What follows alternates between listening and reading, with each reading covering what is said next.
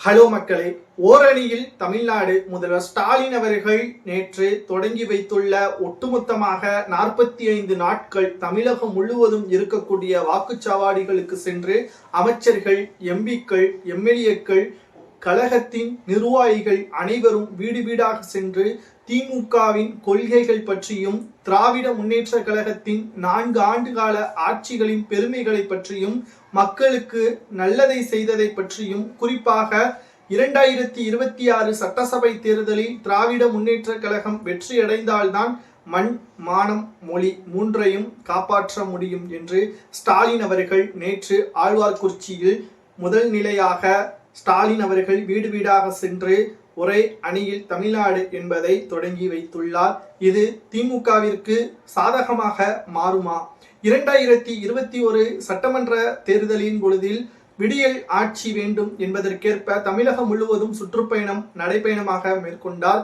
அதன் மூலமாக ஒரு பாக்ஸையும் ஒன்றை கொண்டு சென்றார். செல்லும் இடமெல்லாம் மக்களின் மனுக்களாக நான் ஆட்சிக்கு வந்தால் இந்த பெட்டி துறக்கப்படும், அப்பொழுது அனைத்தும் குறைகள் தீர்க்கப்படும் என்று மக்களிடம் நேரடியாகவே சென்று ஒவ்வொரு தொகுதிகளும் மக்களிடம் குறைகளை அந்த பெட்டியில் நிரப்பினார். ஆனால் இப்பொழுது அந்த பெட்டி எங்கிருக்கிறது என்று அவருக்கு மட்டும்தான் தெரியும். ஆனால் தமிழக மக்கள் 2வது முறையாக ஒரே அணியில் தமிழ்நாடு என்பதற்கேற்ப திமுகவின் கூட்டணியை வலுப்படுத்துவதற்கும் திமுகவின் உறுப்பினர்களை அதிகப்படுத்துவதற்கும் ஸ்டாலின் அவர்கள் ஒரே அணியில் தமிழ்நாடு என்பதை தொடங்கி வைத்துள்ளார். தமிழகத்தில் நடக்கக்கூடிய பல்வேறு சிக்கல்களுக்கு இடையூறாக இது அவசியமா என்று கேட்டால் இந்த ஏற்பாடு முன்கூட்டியே செய்யப்பட்டது. சட்டசபை தேர்தல் வருகின்ற 2026 மே மாதம் நடைபெறலாம் என்ற தகவல் கிடைக்கப்பெற்றுள்ளது.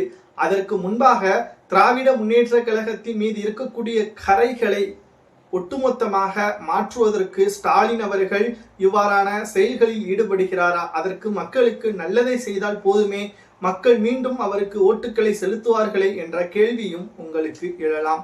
அதற்கு அவர்தான் பதிலை கூற வேண்டும்.